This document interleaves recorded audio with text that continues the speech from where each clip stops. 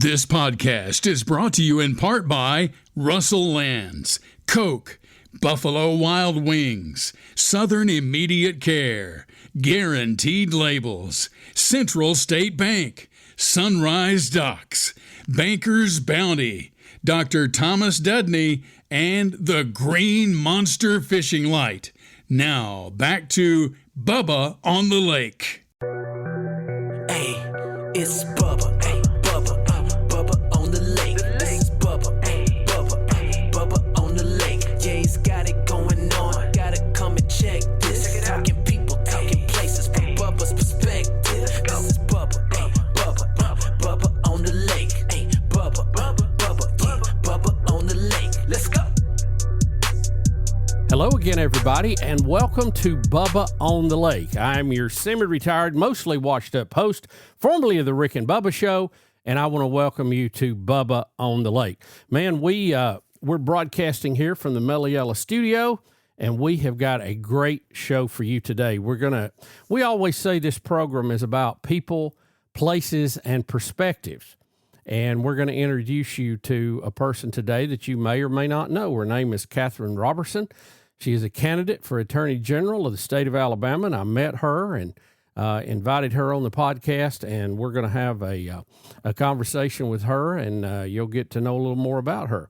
I want to thank everybody for your emails. We got a funny email I wanted to read to you. It's I'm going to paraphrase some of it here, but it's from Whitney in Huntsville, Alabama. And she says, Bubba, basically, I had doubts about you hosting the show. I know that you've been part of a team for a long time, but you're doing a great job. I appreciate that, Whitney. Thank you very much. She said she's really enjoying the podcast. She said, and it's grown on her. She says that she really is looking forward to each week to it coming out. And she had a suggestion. We need to call it the People's Podcast. And I thought that was great. By the way, Whitney, thank you. So maybe we should call it Bubba on the Lake, subtitle, The People's Podcast. I kind of like that. I really do. So we'll keep that in mind. We've had a crazy week. Got to go hunting for the first time this year. Got out, and I really wasn't, all fired up to harvest anything. I just wanted to see if I could get out there and get in it again. And, boy, we saw a lot of stuff. It's the rut here where we live this time of year. And, boy, deer were just running everywhere. I saw a big 9-point chasing does and had him in the scope, had the safety off. And I thought, do I really want to mess dinner up by having to go and bring this in and, carry it to the processor and all that stuff. And I was more hungry than I was after the deer that day. So I let him go. He was busy helping the population. So we let him go on that, but it was just great to be out there again. Now I did get a buck. Some of y'all saw that on social media. I was coming down a road, going about 45 miles an hour in a stream of cars, some in front of me, some behind me. And first thing so I was really paying attention to the cars in front of me, as you should when you're driving. And the first thing I saw was horns sticking up above the hood of my truck. Now, I'm driving a Ram 3500 dually, so this is a big truck. For horns to be sticking up above the hood, that's a big deer. And, of course, he ran right into me. And people said, well, where did you stop? And I said, no, I couldn't. I had cars behind me. There wasn't a place in the road to stop. It's just a 2-lane road. So I had to go up a little ways and pull over. And I got out to inspect the front of my truck, with fingers crossed. And, oh, my goodness, just tore it a good one. My truck looks like a big mouth bass. All the sensors are screwed up. They were going off. I had to cut them off. And I'm shocked the airbag didn't go off, honestly. And I'm afraid to drive it now. Some of my friends have told me, said, you could hit a bump and the airbag go off because all that stuff's damaged on there. So, you can't win some days. You just can't. So We're going to have to get that fixed, and we're going to call Bice Motors, one of our sponsors here that's also a Ram dealer. So that come in handy, and we'll try to get that fixed. And then I come in here, and I'm working in my little studio. I look out the window, and I see a big buck standing out in the middle of the lake. And I thought, well, that's odd. When I first saw it, I thought it was a bush because of the horns, something sticking out. And I went closer and looked at it, and I put some of those pictures on social media. You may have seen those. But it just looked strange. He was out there in a shallow part where there's buoys. And, the water's 7 foot down right now, so those things wouldn't be an issue when it's, the lake's full. But it was just strange because, it was 100, 150 yards from shore. And, we knew the deer were in the rut. So I don't know if he chased a doe out there. He thought he saw a doe. He smelled the doe. I don't know what he was doing in the middle of the lake. So I took some pictures. I actually took some video too. And I came back in to text some of my neighbors. And I went back out and he wasn't there. So I don't know if he swam off, he drowned. I don't know what happened. But deer are very good swimmers, by the way. They are not intimidated by a lake at all. But we live on kind of an island with limited access land-wise. So some of them here become pretty good swimmers if they want to leave. But I just thought that was weird. And then some of the pictures, as you guys started commenting on it, it does kind of look like a Loch Ness Monster shot. Oh, me. So we've had a lot of fun with that. Don't know where he went. I hadn't seen him on any cameras around the house here, so we'll keep looking for him. I'm sure he's out there somewhere. But just a strange week. Very strange. Great show coming up. Kathrine Robertson's going to be with us. Hunter Bussey's going to check in to talk sports. We had a national championship game Monday night, and he also was showing me a new sport that I had never seen before called indoor golf. And we're not just talking about a bunch of ragtags. Tiger Woods is in this, so it's the real deal. So we got that, and we'll have some other things coming up too. So we're going to get started without any more delay. Thank you for being part of Bubba on the Lake, and I think you'll enjoy our show. We'll be right back in just a minute with Kathrine Robertson. 1, 2, 3, 4. We'll be right back. On the water or off, experience lake life to the fullest at Russell Lands on Lake Martin. Grab a latte at Brew 63, linger over lunch at Fanny's, or take in a Lake Martin sunset at Kalijah Restaurant. Whether you're here for the weekend or you've made your home at the lake, Russell Lands is where community and the land come together. To learn more about upcoming events, visit russelllands.com. Come see what lake life is all about. What a matchup we've got, folks. Just nonstop action. The energy is electric and the fans are all in. An intense game like this calls for a Coca-Cola. Ah, crisp and refreshing. That's a game changer. Yeah, that taste scores every time. And just like that, they're back at it. Passionate fans and an ice-cold Coca-Cola. Now that's a winning combo. No matter the team, no matter the sport, everyone knows fan work is thirsty work. Enjoy a Coca-Cola.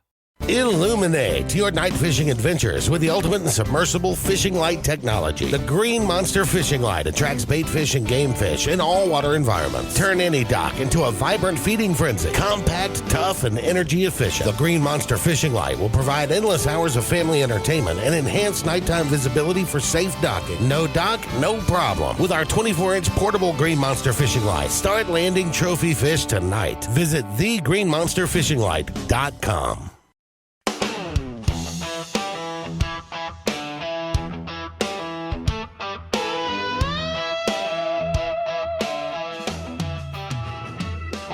Hello, everybody, and welcome back to Bubba on the Lake. We have a very special guest today. Kathrine Robertson is with us. Kathrine, how are you doing? Hey, I'm doing well. Thanks for having me. Well, we're glad to have you. It's a pleasure. I met you at a Jack State game not too long ago, And we talked about getting together and trying to visit a little bit and talk about your campaign. And, hey, you made it out today. Here we are. Here we are. Not much of a sacrifice to come to Lake Martin, I'll say. Well, it's there's better days to be here when it's a lot warmer and you can get on the boat and do the podcast on the pontoon. I always like that. We did have a little excitement this morning. We had a deer out in the water out here. Oh, no kidding. It got out. It was a big buck. And got out to a shallow point and then just stood there. And I saw it this morning. I thought, well, I wonder what his plan is. I don't know if he was chasing a doe or just went for a swim or what. But we need to go out there and check on it. Well, I came back in for a minute and I was texting some people the picture, and I went back to the window and he was gone. So he made it. I guess he swam back. They'll do that every now and then. Well, let's go back to one thing you just said there. You invited me back for a pontoon ride when it gets warmer. Yes, okay. absolutely. I'm going to put it on my calendar. Absolutely. So I met you at a Jack State game, and you told me you were running for office. That's right. So tell us about your campaign a little bit. Yeah. Well, I like to say that it wasn't in my 10-year plan, my 5-year plan, and barely in my 1-year plan, but I have served as chief of staff to the current attorney general for almost 10 years now. And so as our time started to come to a close, he's term limited out. And I thought, you know what? I know how to run this place. I've been around a little bit. Why not? So just been out there working hard and just telling people about, what I've accomplished and kind of what my vision is. And, for the most part, I've enjoyed it. Well, campaigning is tough. That's, you got a lot of places to go, right? Yeah. Alabama's big. People say that, oh, you don't know how big the state is. I kind of thought I did, but, there's no straight shot to anywhere really, right. But I'm a small town girl. So I will say I have very much enjoyed just getting to go places that I've never been in Alabama before. My family's been in Alabama for 200 years. More than that, longer than Alabama's been a state since 1818. And so I kind of thought I knew everything about our state, and turns out there's always something new to learn. So that part of it really is pretty enjoyable. So you told me you're from Selma originally. I'm from Selma. Yep. So tell me about high school. Yeah, I went to Morgan Academy, go Senators. Great place to grow up. Really enjoyed it. Went to Auburn from there with a lot of my high school classmates, and then strangely enough ended up at Alabama for law school. So I've covered the gamut on the teams. So when you were in high school, were you going into law? I guess you're pretty good at school to start with, but were you an athlete? Did you cheer? Were you a band person? What did you do? Yeah, I played sports. Despite my stature at 5'4", maybe, I did play basketball. Was a tennis player. Ran track, and loved it. Benefits of a small school. You get to do a little bit of everything. Yeah, I knew you were a tennis player. Yeah. When I saw you, I said that girl's got to be a tennis player. Yeah, she just looks the part. How were you? Pretty good. Decent. Yeah, we came in second in the state championship. I won my seed, and I still love it. And I don't get to do much tennis these days, but looking forward to get back to it. Yeah, my joints are not really up on being able to keep up with tennis, but I love it. I started late life. I didn't start till I was 40. Yeah, but I sure did enjoy it, and we really got into it, and ended up coaching a few years. So we had a lot of fun with it. It's a fun sport. I wish it was a little more popular in the U.S. than it is. I know. Well, now everybody's into pickleball. Well, and I resisted pickleball for a while, and now I've kind of got into it a little bit with my joints wearing out and not having to run so far. And plus, if you want to see anybody here where we live, you better play pickleball, or you better have a good cart, because you're not going to see anybody much, because it's a big part of the society here. I take a lot of pride in the fact that I don't play pickleball much, but my tennis background, I can normally dominate. I'm just, with all humility, I'm pretty decent at pickleball. So I bet you take somebody out at the net, wouldn't you? Yeah, take them out the net, and I've still got a little speed on me, which is definitely an advantage for people that are used to standing in one place. So. Betty is a real good pickleball player, and she played tennis. She's the one that got me into it. But the tennis stuff does translate very well to pickleball, especially playing doubles. If you know how to do that good and can get in, it's a big advantage. My backhand has been my advantage. I do a two-handed pickleball backhand, which I don't know if that's a thing, but it works. Yeah, well, I think whatever it takes. If you whatever you need to get it back. So in college, when did you decide you wanted to go into law? and do that as opposed to because I know we need lawyers, and I'm not trying to be lawyer negative, okay? Oh, but yeah. it just all that paperwork and judges and court, all that is stuff that most of us want to stay away from. Yeah, well, that's fair. My father was a lawyer, so I had a little bit in that, in my background. But really, there's so much you can do with a law degree. You have kind of the typical route, law firm life, that kind of thing. That was never really what drew me in. But right after college, I moved up to D.C. to work at the United States Department of Justice just to make sure that I was, picking the right career. And I loved it. That was jumping in. That was a big jumped deal. right in. So I loved it, and it affirmed to me that I did want to go to law school, and, rest is history, I guess. So tell us a little bit about working in the Attorney General's office. I know Wes, and great guy, and he's going to be hopefully moving on to another position. Right. And you guys have done a great job, and I love the fact that he's always very vocal on a lot of these issues and files briefs, and I think reflects the values of most Alabamians. Yeah. So I always enjoyed that, and I hope you would do that too. Absolutely. Really be active in all that. Absolutely. I mean, so Steve came into the AG's office the beginning of 2017. I had been there a little while longer than him, but not much. And, when I think back on the things that we went through as an office, I mean, we were fighting kind of the holdover effects of the Obama administration. Right. Trump won, had a really rocky first term, went into a pandemic, then turned around and had Biden. I mean, you've seen a lot, and that's just the national landscape, not even talking about what's going on in the state. So the AG's office is a fascinating place to practice law, and you can do everything from criminal to civil to constitutional defense and everything in between. We're the people's law firm. We're also the state's chief law enforcement officer. And so when you think about the mundane life of some lawyers, you will not find that at the AG's office. So I'm an adrenaline junkie, admittedly, and it has been by far the best job I could ever have for myself. It's always something new, always something where you feel like you've actually accomplished something. You're not just pushing paper around. And so I love it. I think I'm addicted to it. So, what are some of the big issues that you have had to deal with and you anticipate dealing with if you're the Attorney General? Yeah. I mean, look, public safety is always going to fall to the Attorney General. So whether things are good or whether things are bad on the criminal justice front, it kind of falls to you to be the spokesperson on that. And so that will always be, a priority of the office.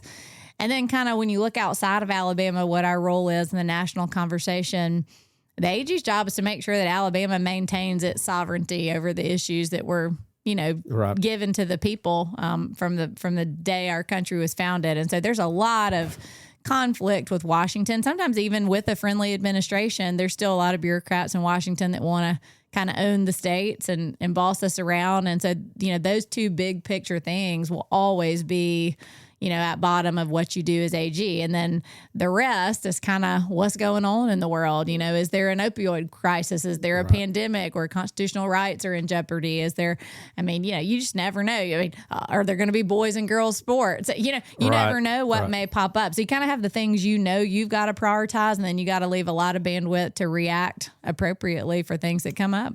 How do you balance what the law says or how you interpret? Obviously, the law is written and we want to follow the law, but people interpret it very different at times. Yeah. And how do you work that and balance that with what the constituents who voted you in? Mm-hmm. Obviously, you have a position on it and they support you is the way you get in there. That's right. But do you ever run into a position where you go, gosh, the law says this, I know it means that, but people are not going to be happy with it. How do you balance that out? It's an insightful question, because I think in most political offices, you can pretty much get away with saying anything. Because, you're there to represent the people. If they're mad about it, you're mad about it, and you say that. The AG's job is very different, because if my boss gets out there and says the wrong thing, he could end up being cross-examined. He could end up being deposed. And so it's a little more serious of a role because of that, because you were stating the state's legal position in court documents, in federal court, at the United States Supreme Court, and there's not a whole lot of room for rhetoric and talking points. So one thing we try to do at the state level, at least, is if there's a law that we know we're going to enforce that's going to cause issues for the people, or there's going to be an interpretation problem, we try to go over there and engage the legislature as they're writing the laws. And get ahead of it. To a lesser degree, we do that with Congress. I think where the real the vagueness comes in is when you're interpreting the Constitution, and there's a lot of room. You know, you see the Supreme Court; they're all over the map trying to interpret things, and so we just try to take the most conservative, honest interpretation we can. But yeah, there are times where people don't like the way you read laws, and you say, well, that's why you got to go to the legislature and get it changed. That's not our job. Right. Fix it.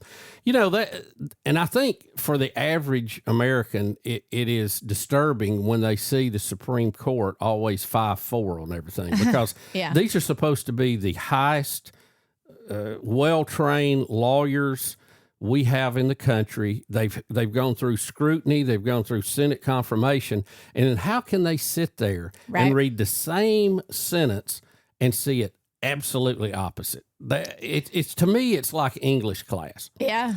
You know, in English, they would say, this is the rule, but here are the exceptions. So, and I used to make some of my teachers mad. I know you can't believe that, but Kathrine, but I would say, well, if it's a rule and there are exceptions, then it's really not a rule. It's just the average.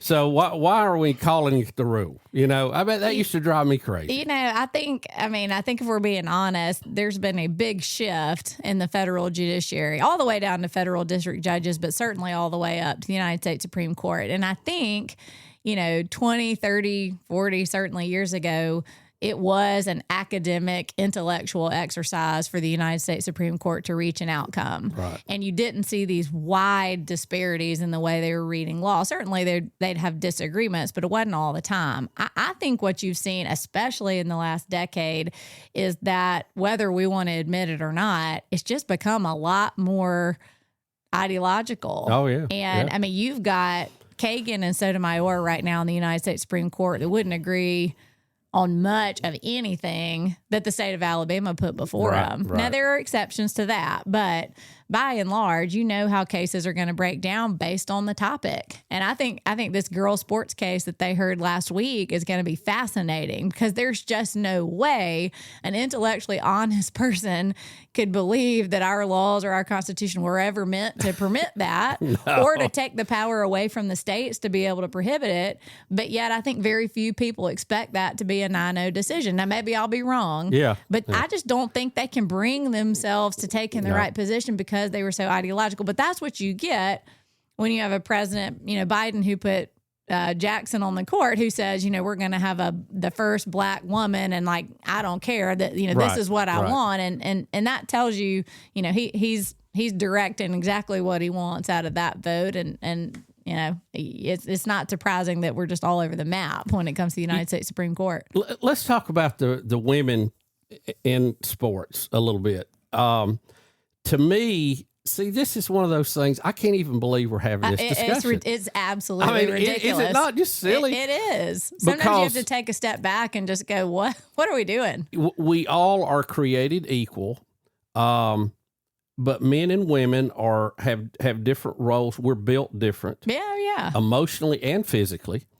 And you can go into surgery and you can fix and add and take away and do whatever you want to do, but it doesn't change the DNA. No. It's still XX and XY, and there's no fix for that. I don't understand why, a guy would want to play and beat a lot of females and then be proud of it. Now, you play tennis, I did too. We play mixed doubles. I mean, we play men against women and whatever, and it's competitive, and you try to win, and it's a great competition. I've been beat by a lot of very talented females, okay, that just and I've been beat by some 90-year-old men who can hit backspin that I can't follow. So and so I mean, it's great competition, but I wouldn't want to line up in a race and beat females and then go, well, look what I did.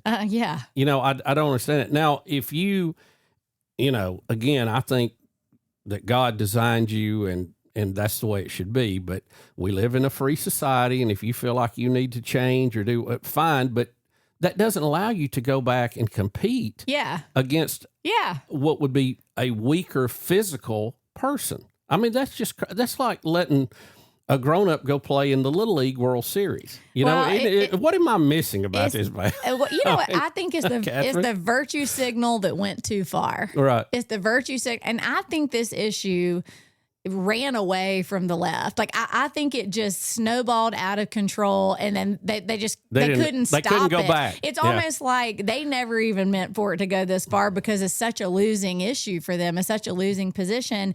And I got to speak at a rally last week in D.C., and I went back and looked at all these quotes from all these prominent Democrats, 5 years ago, where they were saying, oh, we would never allow this. The sports issue is a red herring. This would never happen. Right. Whatever. And it's almost like it got away from them, and now they're just having to own it. And you see that on a lot of issues, whether it's crime or immigration or now the sports issue. It's almost like maybe we never meant to take it this far, but here we are. We've just got to own it. And it is such a loser issue. And a lot of them, like you said, the issues it gets out of control. And if Trump ever takes a position, then they're galvanized. And it got to be the opposite. No way around it. They're for crime. They're for disease. They're for, you name it. Yeah, it's a mess. But this issue is horrible for them. And it's fascinating that really almost no prominent Democrats have stepped up and said, you know what, I really just cannot go along with this.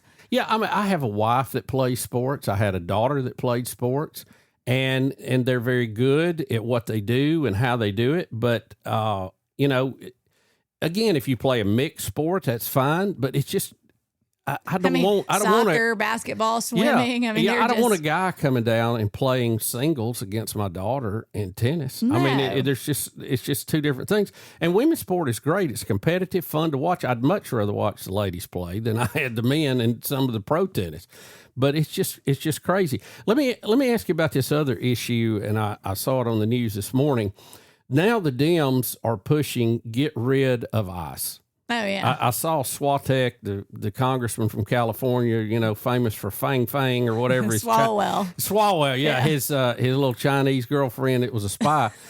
And he says he's going to take away their driver's license, take away their protection, immunity for their job, basically make anybody that works for ICE a criminal. Now, how do you even stand? I mean, 20 years ago, that guy would have been run out of town.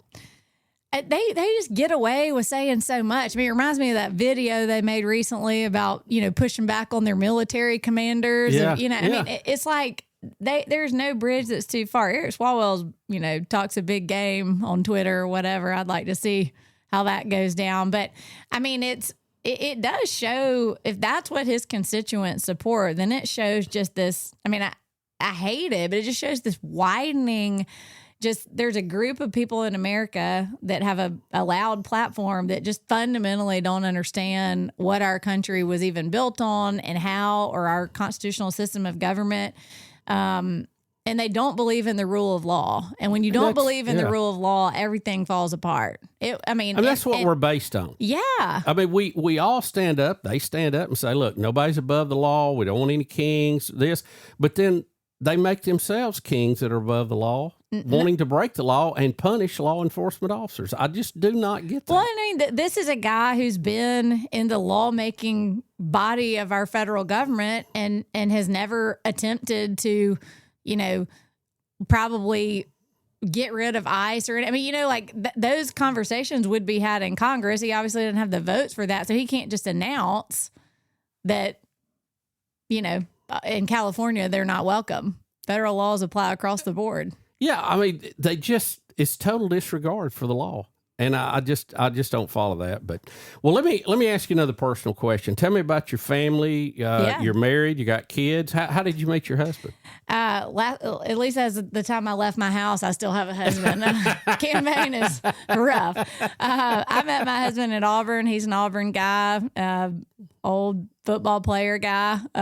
He has, been great to support me throughout my career. It's always been wild, but he's a good one. a good country boy.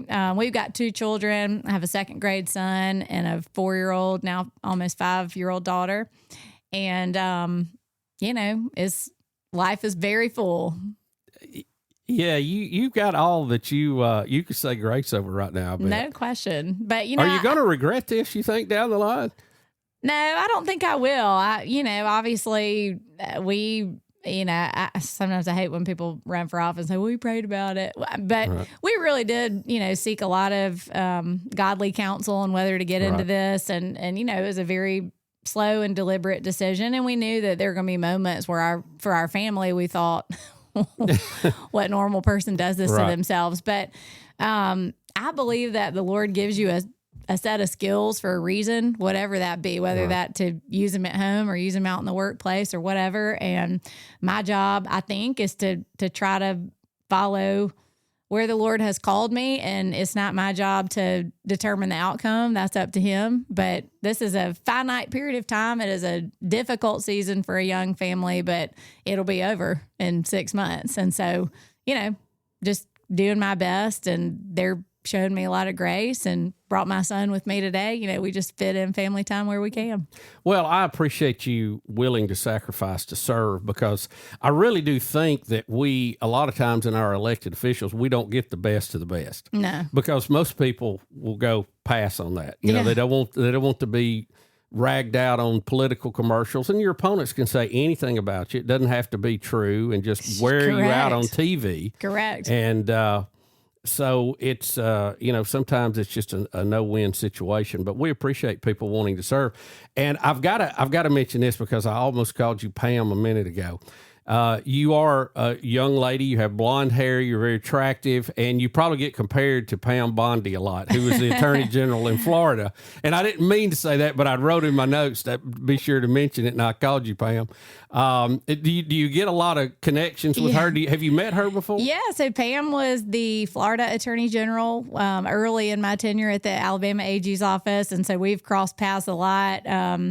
She's been, really great to stay in touch with our group, and we still feel a close connection with her. I have been called Alabama's Pam Bondi.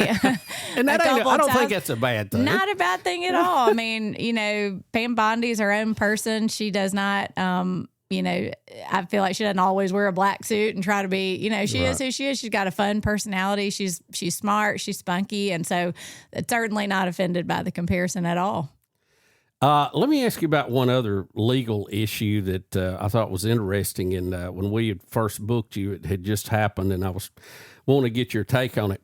The United States went in and got the leader of Venezuela, literally in the middle of the night in his pajamas, him and his wife. They were under conviction for drug laundering and a whole long laundry list of drug offenses. Yeah. And I heard a lot of people screaming, that's illegal. You can't do that. Mm-hmm. He is not the correct legal president of Venezuela.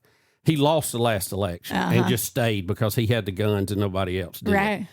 So legally, what would you say to somebody that said that was an overstep or that was illegal? Do you have an opinion on that? I think, first of all, I think anything that Trump does, as we've discussed, there's everybody's going to scream and clutch their pearls if they didn't vote for him. I don't think most Americans are bothered by that at all.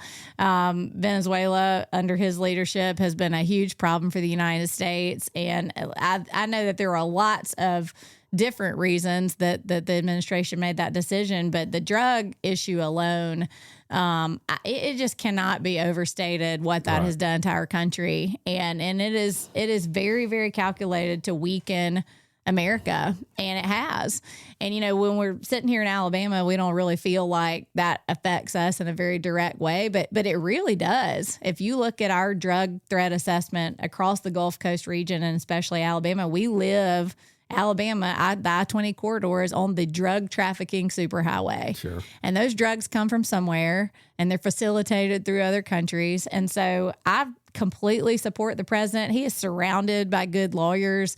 Whatever he tweets or whatever, there are real strategies, multi-layer strategies and legal assessments of the things that he does. And I think he's totally in the right. So when you just look at it at a legal standpoint, we have a court that puts out an indictment for somebody, which gives our government the legal authority to go get them. But if they're in another country, does that matter? Or if they're the leader of the country, are we on any kind of gray area there? Well, or do you think if he's committed crimes against our country and in our country, which his activities certainly have, then there's an extradition process, and he'll be treated like any other common criminal that's hiding out somewhere else. So I think we're in good shape. I mean, this DOJ, Pam's at the helm for sure, but I mean, you've got decades and decades of experience. This isn't their first rodeo. So I'm very comfortable with what they've done and what they're doing. I know some people were upset with this interdiction of the bass boats out in the water, but when you have 4 big motors like they have and you have packages covered in plastic, and I don't think we're just out there shooting up everybody. I mean, we had intel of where those boats left the dock, what was on there. That's right. Obviously, we had a lot of intel inside Venezuela, or we couldn't have gone in and got him in his pajamas one night. No question. I was in New Orleans a couple weeks ago for the Marine Corps ball and had an opportunity to just get in conversation with some of the high-ranking folks over there, and they said, God, the one thing we just want Americans to know is that we know what we're doing. Yeah. We know who we're going after. We know why. This is not some shot in the dark. And so, I walked away being like, exactly. Let me ask you, after Trump, he's in his final term, J.D. Vance, do you think he's going to be our next candidate supporting our conservative values? And can he win? What's your take on him? I think he can. I think it's going to be interesting to watch Rubio and Vance kind of, they're working together in the administration. And I think they, in some ways, maybe appeal to two different groups. I mean, all conservatives, but JD's a little more populist, Rubio's a little more statesman, and so it'll be interesting to see what happens. But all I'm excited about is just that we're not going to be looking in the wilderness for the next guy. I mean, there's obviously some good talent in the pipeline, some young people in the pipeline, and but I'll tell you this: I want to see Trump maximize the rest of his term. I mean, it's going to be a fight for the next guy or girl to get there. And, the left just tries every way they can, especially using federal courts to slow his agenda down. And, that's one of the things I thought about when I decided to run is that, Alabama is going to have a huge regime change in our state. Yes. I mean, we're going to have a governor who's brand new to state government, which is not a bad thing, but we are electing a whole new slate of constitutional officers. But our work, at the national level, those lawsuits and those fights, that can't slow down. That can't slow down for a transition. And so I really do believe that the state would be well served by having an AG that could just walk in on day one and just switch desks and keep going, because time is going to be of the essence. I mean, when this election's over, Trump's going to be halfway through, and there's just a lot more we want to help him accomplish. And it's in our state, it's going to be a generational change. I mean, Kay Ivey has been there. I mean, I think I voted for her like when I was 18. I mean, she's been in the government a long time, and honestly, it's time for a change. We need the new faces. We do the young ladies and the young men to get involved. And I think there's a lot of them out there. A lot of them may not even have decided to run for an office yet, but it doesn't matter if it's county clerk or city council or mayor. We need those people that make those decisions, because school boards, you see some of the crazy things that go on there that's driving people to the private schools. We've just got to get back to what the basics. What we believe as Christians, as Alabamians. We don't hate anybody. We ain't trying to push anybody down, but we don't want people acting crazy. We want to have safe streets. Mm-hmm. We want to pay our fair share in taxes, but not somebody else's. That's right. We want to get out and enjoy life, enjoy our football games, our concerts, and not be worried about being killed while we're doing it. I mean, is that too much to ask? No, not too much to ask, but sometimes it feels like it. I think when I look at our state and sort of the position that we hold, so we coordinate a lot with the other Republican attorneys general. So you start to get a pretty good idea of the feel for every state and, whether they have the support of their constituents to take on different issues. And I've started to realize that, Alabama is one of the last states in the country that really has a truly conservative constituency, meaning that whatever the fight is that we need to take on, we can take it on because our people still believe in those things. And the number of states that can take those issues on is, I mean, you see Georgia. I mean, we've more or less lost Georgia's ability to fight hard fights because the politics have changed there so much. And so then when I come back to Alabama after being with that group and I sort of assess where we are,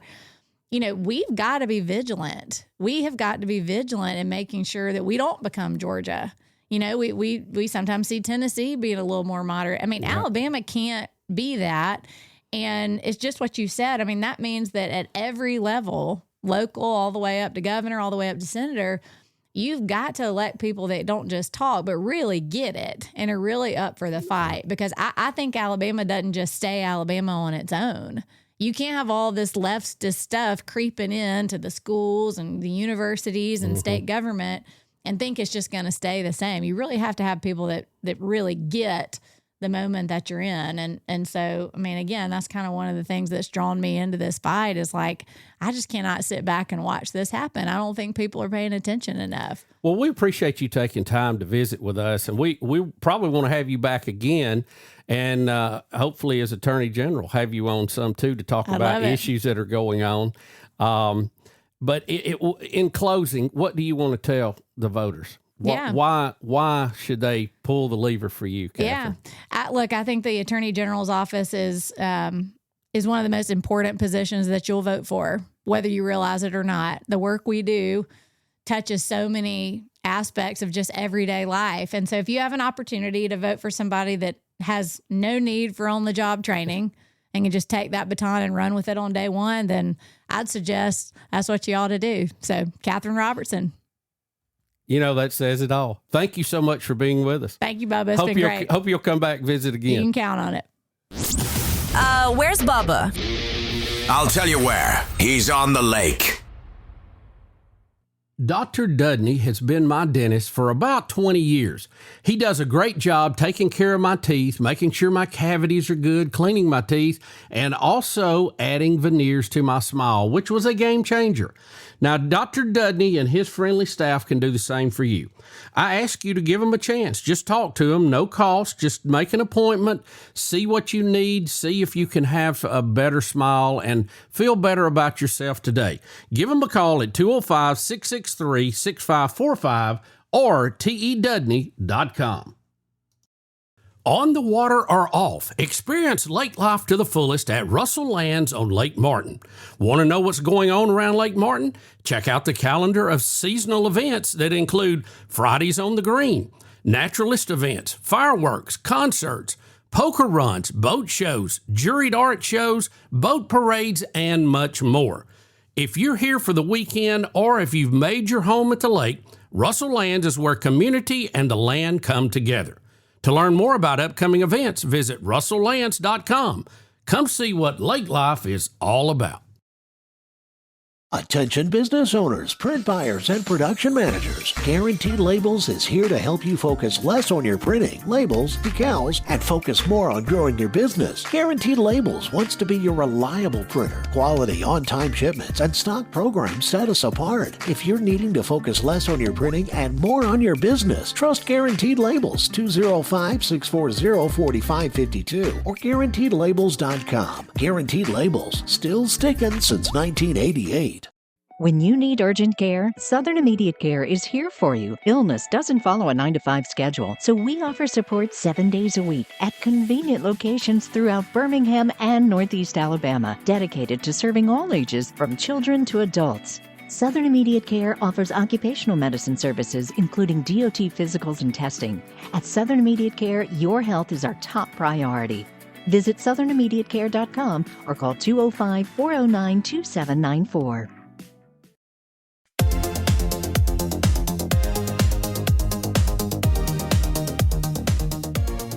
Well, we're back, everybody, and we have a new national champion of college football. They won it on the field. Congratulations to the Indiana Hoosiers.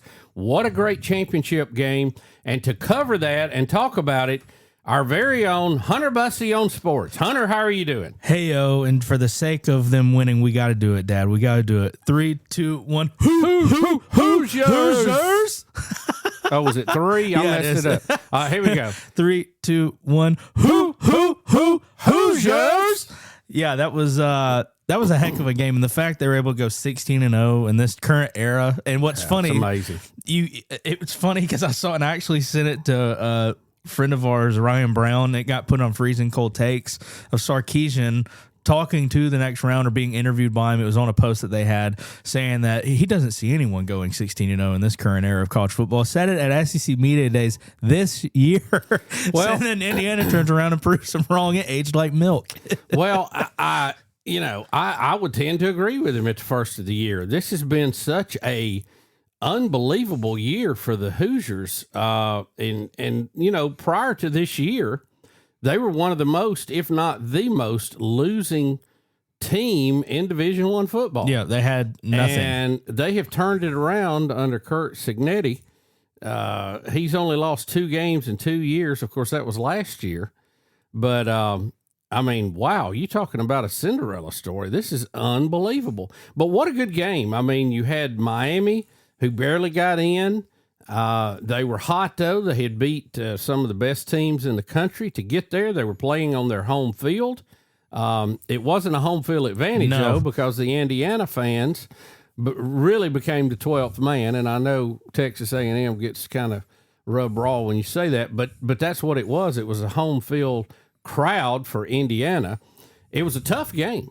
It wasn't a pushover. No. And it went right down to the last minutes. Yeah, and we were watching it. You ended up watching a little bit of it in bed, and it was one of those things where I was trying to stay awake. Yeah, and it was a good game, but I fell asleep. Well, late. the first half. Let's not sugarcoat it. It was like 10-0, 10-3. It wasn't really doing much. It was a defensive battle. Yeah. And then fourth quarter comes around, and they started uncorking it. They started taking tops off the defense. They started doing some gamble plays. There was a particular fourth down play that Indiana got, and then turned around the next possession, did almost a mirror play, same person, same throw. It was crazy. And then Mendoza at the end just decided, you know what, I'm going to take it myself and put the team on my back. And he had a Heisman moment, almost like a confirmation of I won the Heisman. Here's why I won the Heisman. Well, so many times the Heisman winner does not do good in the bowl games.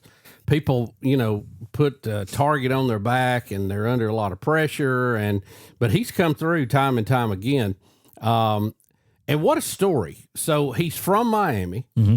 His dad played with the Miami coach. Mm-hmm. He literally just a few miles from the stadium. Yeah. I think they said 3 last night. Wanted to play at Miami, and they wouldn't let him walk on. So he goes to Cal, then he goes to Indiana. And he becomes the poster child for the kid who is told, no, you don't have it. And I've told you, and I've told other athletes over the years, a coach can tell you anything they want to tell you, but the decision to take that advice is yours. And he made a point that I'm just not going to quit. It was under his control when he quit. And he said, I'm not quitting because I think I have it in me to do better and do bigger things. And he did. Yeah. And he made good on it. And then what a storybook ending. You get to go back to play the team that would not give you a chance in your hometown, and you make this incredible run to win the game. We've compared it to a movie, but I've seen people put movie music on that run, and it's unbelievable. It couldn't get any better for them. They were, talking to Cignetti after the game was over at the trophy presentation. It would make a hell of a movie. It would. It would make a hell of a movie. You went from being one of the biggest loser programs in college football history. He comes from JMU, where he had them, winning all the time, and then comes to Indiana. Cignetti's doing what kids my age are doing in college football in dynasty mode. He's taking these nobody schools to the national title game and winning. It's crazy. And they made a point of this. They did not have any 5-star players. No, but they had 5-star mentality. They had a 5-star work ethic. So many of the 5 stars read their own headlines and think they don't have to put in the work. So it can be done with 2 and 3 star players, and they can be developed. And, you know, we're comparing this to a movie, so I'll say this. You know, the Rocky series showed us something that we knew in real life. It's a Cinderella story to become the champion, but it's even harder to stay there. Give you Clubber Lane, okay? Rocky 3. It's going to be interesting to see how that Coach Sig bounces back next year when he doesn't have the same quarterback, when he doesn't have the same line. And can he continue this? Is this going to be a one and done, or is this going to be a 5-stanza song? Who knows? That's why it's college football, and there's a lot of parity now with this playoff, and there's talks about expanding it. I don't think they should. They were talking about that before the game even kicked off. If y'all watch the whole coverage, they're like talking about how it's being held up right now because of Sankey and the Big Ten. Well, what they need to do is make the conference championship the first round. That would take care of it. Yeah, you would weed out a lot of this eye candy. The eye test, they call it. Win it on the field, and that makes the games important during the season. Makes the conference championship important. Let's face it, several of the conference championship games meant nothing. Meant nothing. And you go, well, Ole Miss went, to the Final Four, and they wouldn't have got to go to the Final Four. Right. They wouldn't. Yeah. Because you got to win it on the field. Yeah. But I will say this for Indiana. They were number one most of the season, and they just carried it right on in. Incredible run. Congratulations to them and their fans. I mean, it was fun to watch. Yeah, and we were talking about their fans earlier. Like, it wasn't as evident last night as it was in their semifinal game against Oregon in Atlanta. I mean, they were talking on TV. It was like 99-1 Indiana and Oregon fans. It was crazy. And then last night, I think they said it was about I think it was 80-20, which is still pretty overwhelming, especially in the home stadium. But Indiana travels well. Their president, who they've interviewed several times, I saw her. Great job. Yeah. She has the great mentality of that you want to have as a president of a university. So, well, she made the point they have over 800,000 alumni living. Yeah, that's almost 1 million. For those of you that didn't go to Indiana, and so that's a big fan base, and they drove the prices up. No doubt on those tickets. Oh, that's what they were. They were talking about. The average ticket price was what, $4,000? Yeah, well, I think the nosebleeds were $3,600. That's insanity. That's insane. It's just stupid. And here's the thing: can you keep that up? It was a real new thing this year, and people spent their vacation money for next summer going to football games. Well, will they do that again next year? Will they do that? I mean, they run you to the Rose Bowl. They run you to Atlanta. You go to Miami. I mean, you're traveling the country every week. It's a burden. The best was the sign I saw of the kid holding up where it's like, my dad spent my college fund to be here or something like that. That was good. Funny. That was good. Oh, man. They need to figure out, though, these dates. Like I saw a post on X this morning saying that the next national championship game will be on January 25th of 2027. That's too late. I'm sorry. You need to have it at least like New Year's Day. We're sitting here on the 20th. I know, that's talking about it the day after, so it's already pretty late. Well, college athletics, we love it. We can't get enough of it, and congratulations to the Hoosiers. Incredible year. So let me ask you this. You follow the NBA. What's going on with the NBA? I really don't until it gets playoff time, and then I'm kind of, I kind of wave at it. Yeah, I mean, there hadn't really probably the best team right now is the Thunder. They won it last year, the youngest team in the NBA. I haven't kept up with it as much this year because they've done a kind of a really bad job of promoting it per usual. All I know is that the team that I follow, the Warriors, they lost their secondary star player to ACL tear. So yeah, and you're wasting the back end of a career for Steph Curry, which is kind of driving me crazy, but. It's what happened with Kobe Bryant in L.A. They wouldn't surround him with anybody, and they're like, "Hey, we got somebody. Who'd you get? Oh, we got Jeremy Lin. Oh, yay!" So it's one of those things that I hate to see that happen to Steph, but he got a couple rings along the way.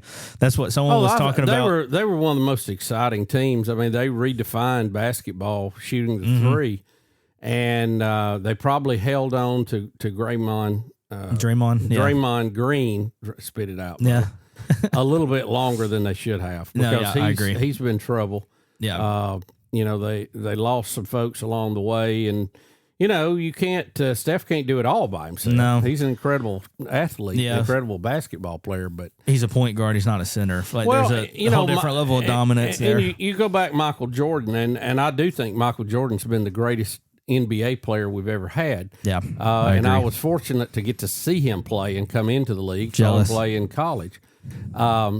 But he had the thing that made the Bulls so good is he had a support staff around him. Yeah. And he didn't mind giving the ball up because Scottie Pippen, even when he was gone, the Bulls went to the conference championship game and lost. So, they had, a lot. They had some really good rebounders, Rodman later on, and Scottie Pippen was awesome. Kukoc. He was awesome, yeah. Tony Kukoc. So, he had help, which made the job easier for sure. And they all stayed together for many years, as opposed to like what you see with Kevin Durant, who's jumped all over the place, or LeBron. I mean, I think if LeBron had stayed at either Cleveland or Miami, he would probably have many more rings than he's got. Yeah, no, I agree. But we are talking about the NBA, and we mentioned it some on the Barn Social Hour, which you can find me on Monday through Friday. Yeah, we're going to let you plug that. And we were talking about the other day how some of the former Auburn basketball players, are, especially one particular that no one really saw coming, and that's Dylan Cardwell showing out for the Sacramento Kings. Which, Mr. Excitement. Yeah, it's so funny to me watching him on the Kings, and you have some of these players that are kind of on the back end of their career, but I'm sitting there watching Sports Center, and Russell Westbrook is throwing off the backboard lobs to Dylan Cardwell, who I watched play at Auburn for 4 years, and I'm watching Westbrook on the Thunder in 2016, which was 10 years ago. I'm like, that just doesn't look right to me.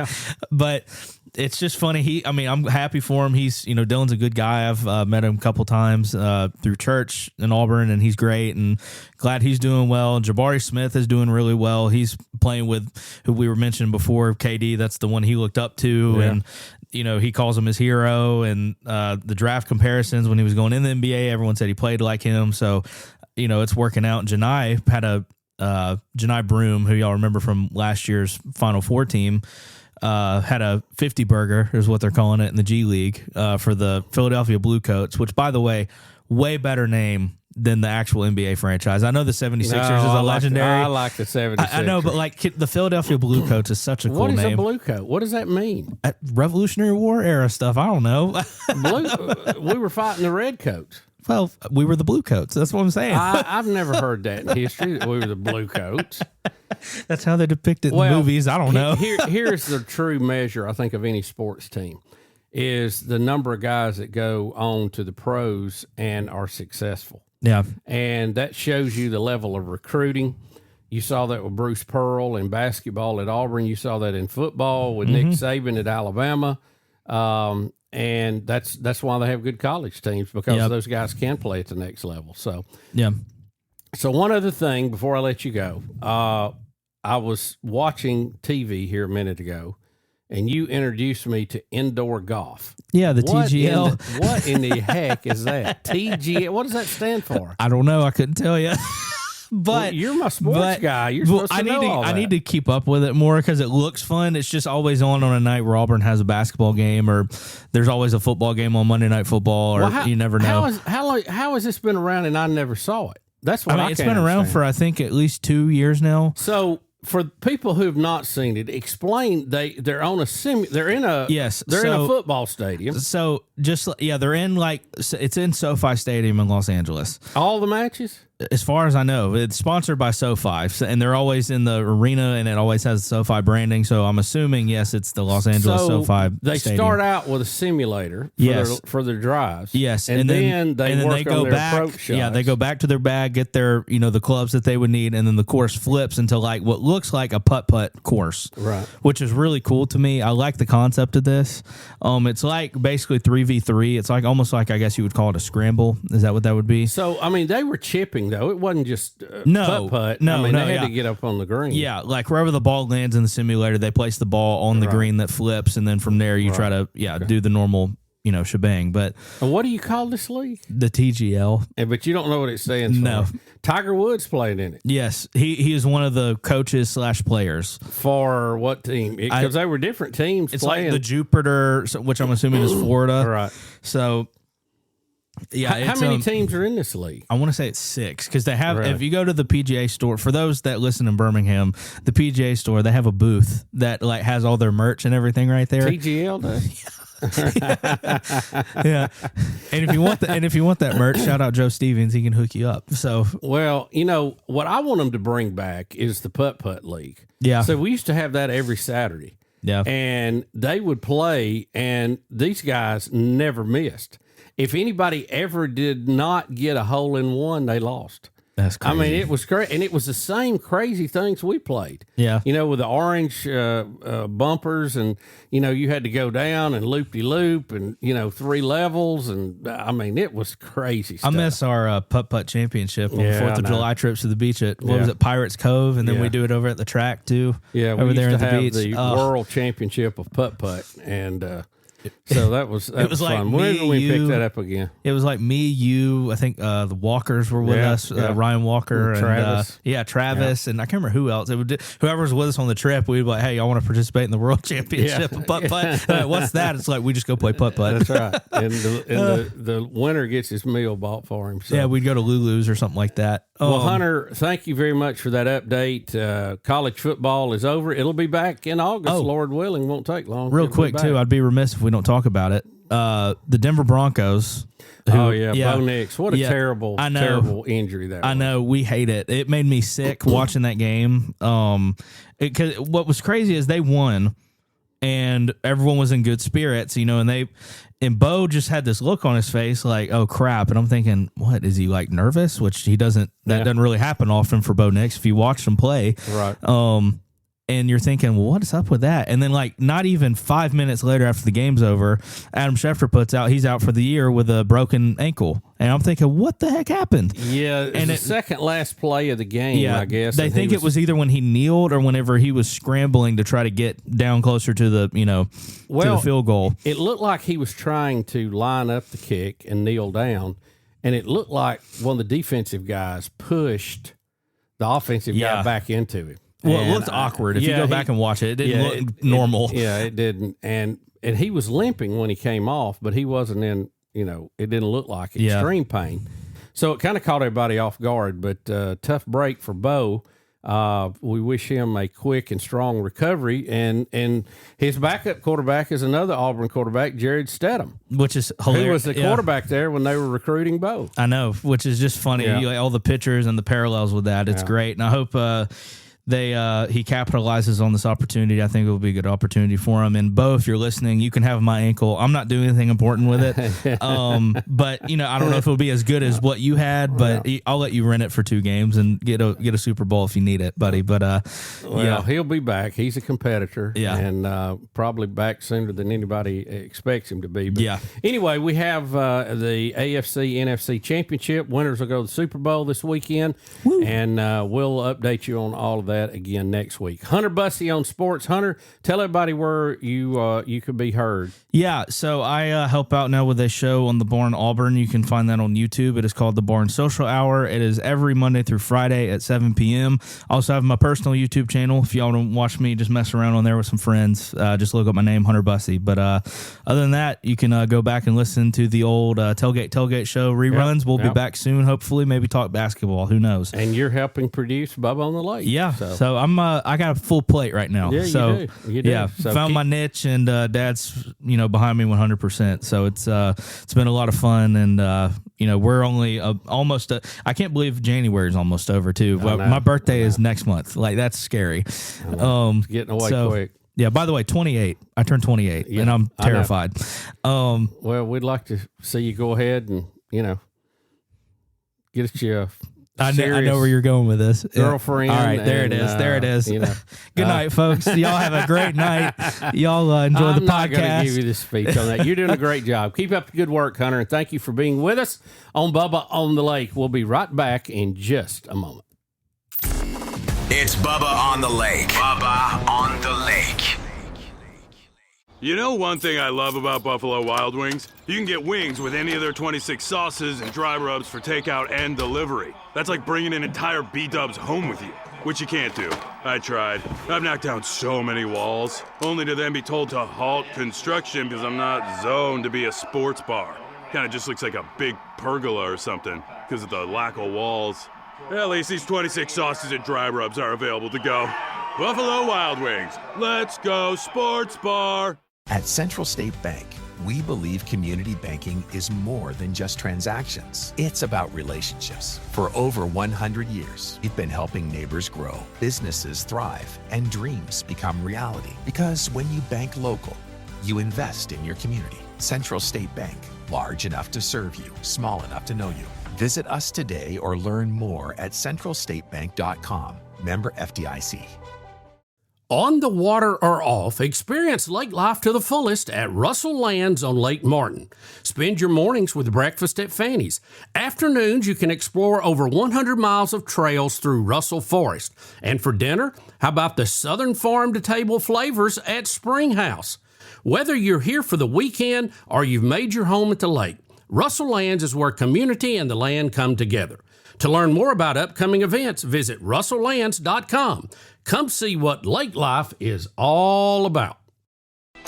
Since 1965, Bice Motors has been Lake Martin area's home for Chrysler, Dodge, Jeep, and Ram sales and service. For 60 years, families have trusted Bice Motors in Alexander City for honest deals, friendly service, and the best selection around. Our team of certified technicians services most all makes and models. Plus, we've got a tire center, parts department, and a full collision center to keep you rolling. Bice Motors, your hometown Chrysler, Dodge, Jeep, Ram dealer since 1965. In Alex City or online at bicemotors.com. Buy it at Bice. Bice Motors.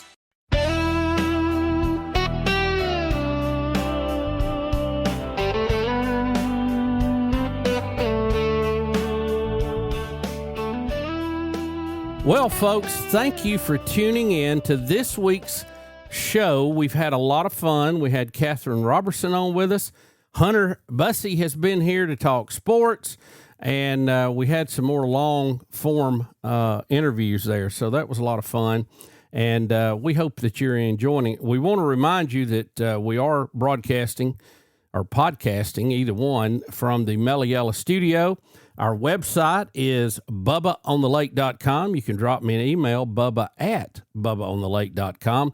Or, as always, leave us comments on 308 Big Lake. That's 308-244-5253, or easier to say, 308 Big Lake. Don't forget to subscribe, turn on notifications.